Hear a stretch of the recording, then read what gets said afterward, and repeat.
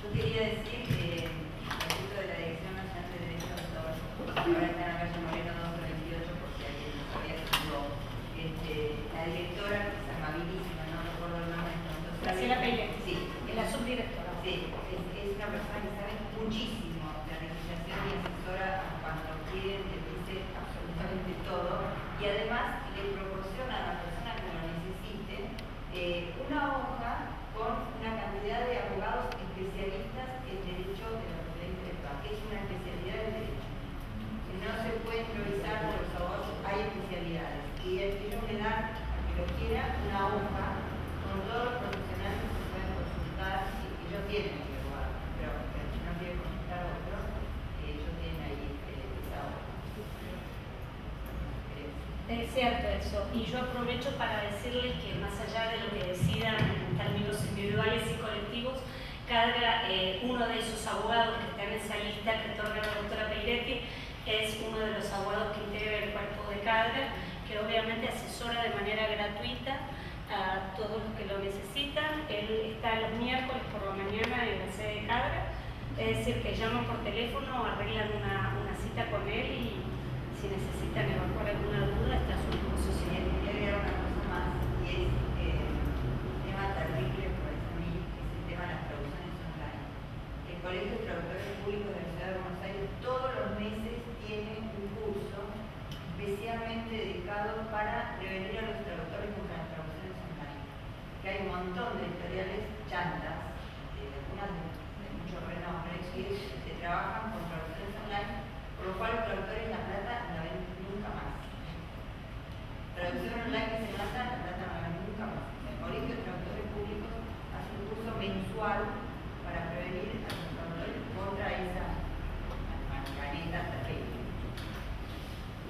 De todos modos, no sé cómo es la ley argentina, pero en España basta con un archivo informático, es prueba suficiente de que la obra es tuya. Y por lo tanto también la propiedad intelectual y bueno, si el editor la usó, te tiene que retribuir. Chantas hay en todos lados y en España hay muchos editores que no solo no te hacen contratos, sino que no te pagan. O sea, la problemática es universal. Por lo tanto, por eso es tan importante que digamos, la información fluya y haya una red horizontal, ¿no? Una cosa que quería decir con respecto a esto, a la información y al conocimiento de los derechos, es que una de las cosas que hacemos como asociación es tener un contrato, un modelo de contrato, que digamos sería el ideal, que el traductor tendría que exigirle al editor. Ahora estamos revisándolo, entre otras cosas por una cuestión que yo creo que va a cambiar el paradigma de la edición a largo plazo, no a corto, pero a largo sí, que es la edición digital, es decir, el libro digital, etc. Hay mucho lío ahora, hay una histeria impresionante en España, todo el mundo, todas las editoriales están revolucionadas y dedicando un montón de recursos a una porción de negocio que por ahora no supera el 5% del total de volumen de negocio, pero sin embargo que prevén que va a ser superior y por lo tanto quieren estar primeros en la carrera. En este momento la problemática, digamos, lo caliente en el ámbito de la profesión es eso, es qué se hace con los derechos digitales, qué se pide, y es un terreno en el que nadie sabe mucho. Por ejemplo, no se conoce, así como del libro en papel se sabe perfectamente lo que cuesta producir un libro, no se sabe lo que costará producir un libro digital, por lo tanto es difícil hacer un cálculo de lo que se puede ganar. Nosotros, con asesoramiento y discusión, ahora estamos discutiendo, vamos a negociar con editoriales, hemos elaborado por lo menos unos 3 puntos esenciales de lo que tenemos que pedir en la negociación que se está estableciendo ahora con respecto a los derechos digitales. Claro, esto, si no hubiese una asociación que nuclease todo esto, sería un caos infernal, porque realmente en este momento es la ley de la selva, es decir, todo el mundo pide una cosa diferente, porque entre ellos, los propios editores no saben cómo van a explotar, no solo no saben lo que les va a costar, sino que no no se han puesto de acuerdo en si el soporte va a ser de un tipo, de otro, van a usar el Sony Reader, van a usar el Kindle, van a usar, no saben si van a pedir licencias por descarga, es decir, es un caos. En ese caos, aprovechándolo de alguna manera, quieren que nosotros les cedamos a perpetuidad y toda una serie de fórmulas completamente de ciencia ficción el uso de los derechos digitales, ¿vale? Por lo tanto, este es un momento especial para nosotros en el que estar asociados nos está ayudando a no perdernos en ese caos. Y una cosa, digamos, cualitativamente interesante es que nos hemos dado cuenta de que de rebote tenemos un poder que antes no teníamos. Es decir, el editor que quiera digitalizar su obra, sobre todo la obra ya traducida, su fondo de traducción, tendrá que pasar obligatoriamente por una negociación con el traductor, cosa que antes no era así, porque bueno, ya uno ya había firmado contratos, etcétera, etcétera. Ahora, el tema es, la última vez que fuimos a hablar con Random House como asociación, con Random House Mondadori y con Urano, y vamos a ir a Planeta. Yo le dije claramente a la chica que lo llevaba derechos de autor, le dije, mira, van a tener que escucharnos, porque si nosotros no queremos ceder los derechos de digitalización, no los van a tener, y no van a poder digitalizar la obra, y no van a tener la oferta que ya anunciaron. Son editoriales que ya anunciaron, Random había anunciado una digitalización de 1500 obras, no tienen los derechos de ninguna. Urano anunció ya en una plataforma para Navidad la digitalización de 600 obras. Mentira, yo hablé con el editor la semana pasada, no tiene los derechos de casi ninguna. Es decir, esta información que es esencial en la negociación, si no se está organizado y asociado, no se tiene. Es muy difícil de transmitir. Por lo tanto, se pierde dinerito en la negociación, concreto. Yo ahora puedo ir y decirle al editor, escúchame, yo te lo doy, pero por tanto, tanto y tanto, y con una duración de tanto tiempo, y que me pagues a partir de la primera descarga, no cuando cubra el anticipo, etcétera, etcétera. Son cosas que estamos negociando ahora. Esto es la asociación, es decir, asociarse es eso, es ir poco a poco dignificando la profesión. La profesión está muy machacada. Necesita que el tejido laboral, el tejido gremial funcione. Como cada uno trabaja solo en su casa, no te ves, no puedes, medidas de fuerza, lo que vos decías antes, nos ponemos de acuerdo, no sé, 300 y decimos que por menos de 40 pesos no trabajamos. Ahora otros 300 y otros 300 y otros 3.000 y otros 30.000 que van a trabajar por menos. Pero es igual, porque esos se incorporarán lentamente al mercado y también a tu asociación. Pasa en toda la profesión. Exacto, pasa en toda la profesión. Y lógico, nosotros establecemos, tenemos un honorario y bueno, y un divorcio no se hace por menos de tanto y siempre hay alguno que hace, pero lo cierto es que cuanto más fuerte fue el colegio público de abogados, menos espacio hubo para esas situaciones, porque aparte se fueron haciendo presentaciones ante los mismos juzgados y todo para defender el derecho a un honorario. De hecho, ahora se está discutiendo en el Congreso una ley de honorario profesional, justamente para poner fin, es la única manera. Pero pasa en todo. Siempre hay alguien que está dispuesto a hacerlo por menos porque no tiene.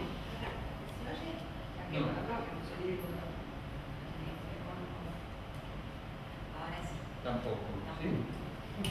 No, bueno, sí. Ahora sí.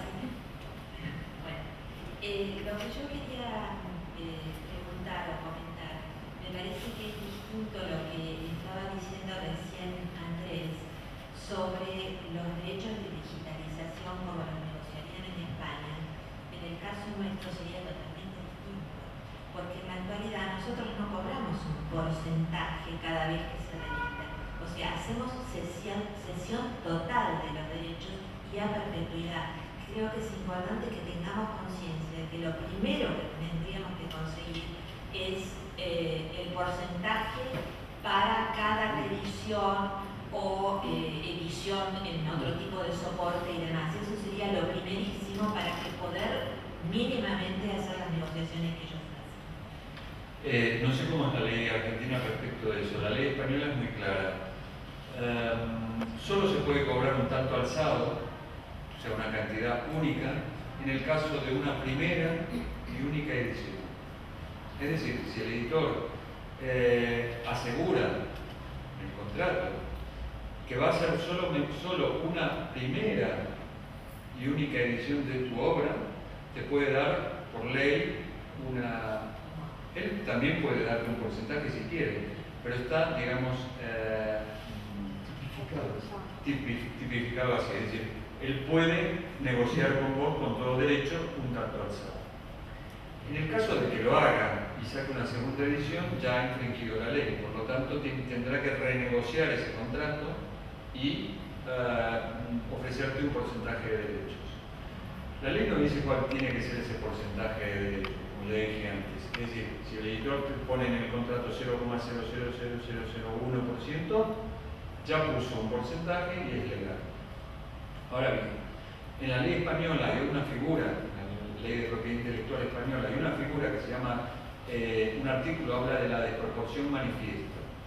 Si el editor con la obra, la venta de la obra, la reproducción, etcétera, la venta de la obra ganó muchísimo más que el autor puede demandarlo por desproporción manifiesta en los ingresos y el juez, en general, si es un juez, bueno, depende de los jueces, pero digamos que en general, si la desproporción es manifiesta y es palpable, fallará en favor del autor y obligará al editor a retribuir proporcionalmente al autor en función de sus ingresos. ¿Qué es lo que pasó con la traductora de Harry Potter? ¿Qué es lo que pasó con la traductora de Harry Potter y muchos otros? Ojo, en las traducciones de Harry Potter, bueno, eso es una historia que ya les contaré porque es muy larga, pero el editor es un editor argentino, bueno, la editorial no, pero en sí es de una familia, célebre familia de editores argentinos.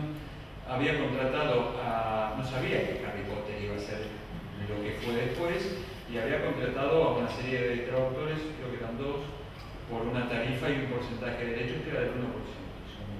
Cuando vio el aluvión, lo que era Harry Potter,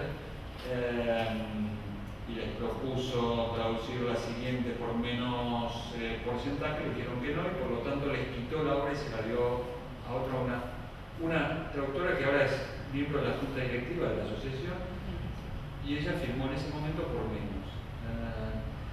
Claro, estos casos hay muchos, son constantes, y lo que hay que hacer es precisamente ejercer los derechos que nos asisten al respecto. Pero hay casos todavía peores, y de gente que no hace nada. A medida que te vas asociando, yo quiero decir que estoy en la asociación hace 8 años, pero antes no pertenecía a la asociación, no tenía ni puta idea de lo que era un contrato, ni me importaba, y me bastaba con cobrar lo que yo creía que era una buena tarifa y ya está.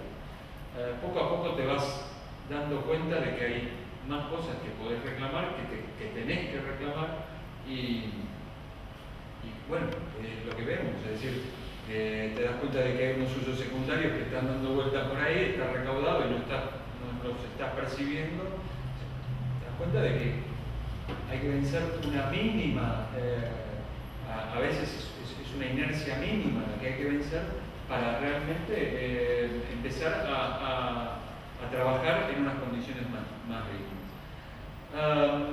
Yo creo que eso que decís es fundamental. Los derechos digitales por ahora son una porción ridícula del volumen de mercado, de negocio. Lo que hay que sanear en este momento es el papel, es decir, donde realmente está el gran pedazo. Y hay que ir a eso, es decir, a que no se cedan los derechos a perpetuidad, que las sesiones tengan una extensión lógica. Piensen que los autores, el autor extranjero que tiene un agente que le negocia los derechos, no cede su obra, la explotación de su obra, por más de 7 años a veces. ¿Por qué la sesión de la traducción va a ser de 15, 20 o 80 años? Bueno, 80 es ilegal, todos, ¿eh? Pero ¿por qué va a ser tan superior a la de la obra misma? Es decir, es una serie de cosas que hay que empezar a sanear, a llevar a criterios lógicos que además hasta pueden llegar a beneficiar al editor. Es decir, lo que hay que hacer es convencer al editor que un contrato bien hecho conviene a ambas partes y que la explotación de la obra será mejor, se ganará más, ambas partes ganarán lo que les corresponde y por lo tanto es mejor tener a un colaborador que está contento porque gana una parte proporcional de lo que se vende que a gente hambrienta que cuanto puedan te van a morder los tobillos o poner trigo por maíz porque les importa un pepino porque además no tienen tiempo para hacer otra cosa. Entonces todo esto son argumentos que hay que exponer a favor del saneamiento de la cuestión contractual. Hay una cosa que a mí me parece importante por la que habría que luchar en Argentina porque me sorprende que uno tenga que inscribir la obra en un registro de propiedad intelectual para certificar que uno es autor. En España no es así, basta con que la obra esté circulando para que uno sea, basta con tener lo que decía antes, el soporte digital, informático, para demostrar que uno es autor. Eso aquí es igual, pero es judicial. Claro. En sede judicial, digamos, la manera que vos, pero digamos, Claro. para vos poder buscar funciona igual. Pero sería bueno llegar a eso. Perdón. Sería bueno llegar a que el autor no tuviera que escribir su obra. Antes de que empieces, Magdalena se va a retirar porque tenía un compromiso, pero igual deja un montón de información acá que recójanla después. Para decir y consultar una era para vos. Por eso, te puedo pedir Hola. permiso para que me Sí, vos decías que hay un periodo en curso. Ese periodo, ¿cuándo comenzó? El periodo en que estamos hablando ahora para los derechos secundarios de los que se ocupa cada. Esos derechos comenzaron cuando Carga se creó. La primera distribución de derechos que hizo Carga fue en el año 2003. Carga se creó, les dije, se constituyó en el 2000, obtuvo su personería jurídica en el 2002, hubo un fuerte litigio en relación a las partituras musicales, por eso digamos, tardó tanto en obtener la personería jurídica y a partir de ahí se empezaron a hacer las distribuciones. Se hacen todos los años, el ejercicio financiero de Carga comienza el 1 de abril de cada año y termina el 31 de marzo del año siguiente. Es decir, que en la asamblea de este año de julio se aprobó el ejercicio del año 2008 y hemos procedido a distribuir, estamos terminando de pagar, porque ya queda poquito, de la distribución correspondiente al año pasado. Se distribuyó 142.000 pesos, creo, igual está en la página el número exacto, así que lo pueden chequear, dice distribución de derechos. Año tras año eso se incrementa porque ha incrementado la recaudación. Carga ahora superó la recaudación en 1 millón de pesos. Es algo muy voluntarista, como les dije, cuesta mucho trabajo porque tenemos pocos recursos. Si tuviéramos más dinero, que primero el huevo y la gallina. Si tuviéramos más dinero podríamos contratar más abogados, más gestores, pero bueno, nuestro país es muy grande y nos da bastante trabajo.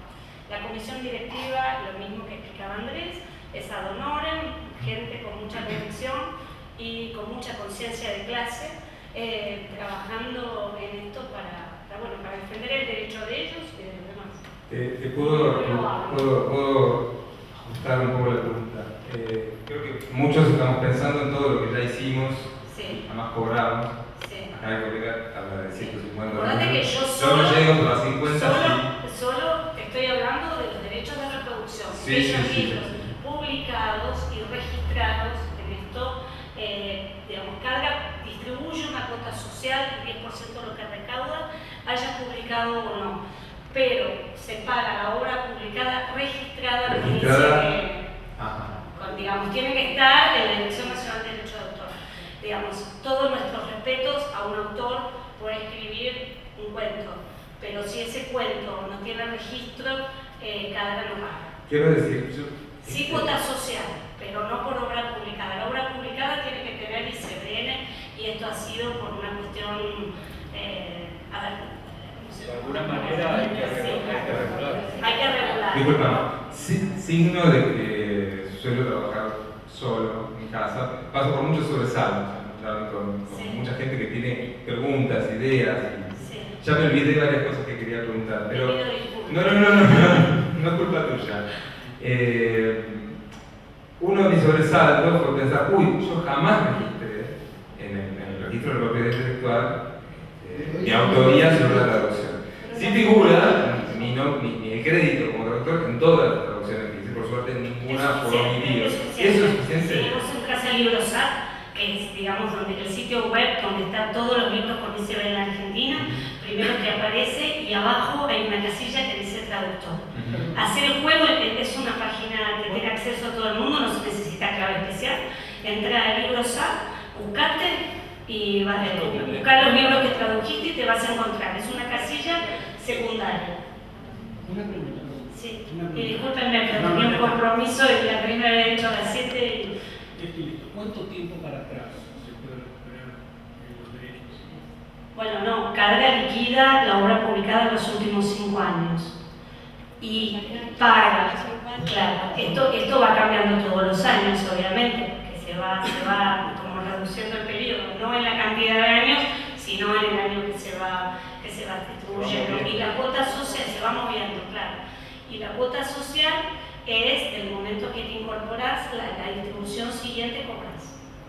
Es el 10% de la recaudación que va cambiando porque, como les dije, la recaudación se ha ido incrementando. O sea que ellos no pueden cobrar hasta ahora porque no se habían incorporado. No, si hacen un reclamo y figura que hay obra de ellos, sí. 5 años para atrás. Sí. 5 años para atrás. Te dejamos, sí. Vos nos vas a dejar esa. Aquí les dejé. Es una información que es muy bien Andrés lo ha explicado, pero bueno, ¿qué es una sociedad de gestión colectiva? ¿De qué se trata? Esto es, nosotros integramos la Organización Internacional de Sociedades de Gestión de Defensa del Autor del Libro, que se llama IFRO, que también en la página de Carga está, si quieren entrar, y tenemos convenios, como les dije, con todos los países. Dice que tenemos el respaldo de la Organización Internacional que nuclea a todas las sociedades de gestión, que tiene sede en Bruselas, en Bélgica. Bueno, enseña la página, digamos, a título de merchandising, y una contribución que hizo Fontana Rosa antes de enfermarse, y por supuesto mucho antes de morirse, porque él sufría mucho la reproducción sin el respeto de sus derechos, y él militaba en esta causa, entonces, digamos, donó esto para Carga, y atrás está nuestra página y nuestros contactos, nuestra oficina y el teléfono. Con lo cual, no solo si se llevan, llévense porque acá está. Igual www, pones Carga, no pongas W y te aparece, salimos linkeados en primer lugar. Les agradezco la invitación. Muchas gracias, Jorge. Gracias, Andrés. Igual vengo la semana que viene a escuchar esa maravillosa presentación de los sonetos y quedo a disposición de todos ustedes para lo que necesiten. Gracias. Bueno, dada la hora y la atención a la persona del Centro Cultural de España, vamos a dejar acá. De todas maneras, quiero hacer 2 comentarios. Uno, lo más inmediato, que es la presentación de la semana que viene, por supuesto están todos invitados. La otra es que vamos a retomar nuestras actividades probablemente en marzo, y no estaría mal que de acá a marzo, en función de todo lo que estuvimos hablando, ustedes fueran pensando, y aparte de pensar, fueron recabando la mayor cantidad de información legal posible que tenga que ver justamente con las leyes que nos amparan, las cosas que tenemos a nuestro favor, etcétera, etcétera, para ir pensando qué tipo de asociación podemos constituir y a su vez para ir haciendo circular esa información, sobre todo entre los más jóvenes, aunque entiendo que la desinformación no es patrimonio de una edad en particular. Así que muchísimas gracias, Andrés, por la venida, Magdalena también, y nos vemos la semana que viene. Quería hacer una pregunta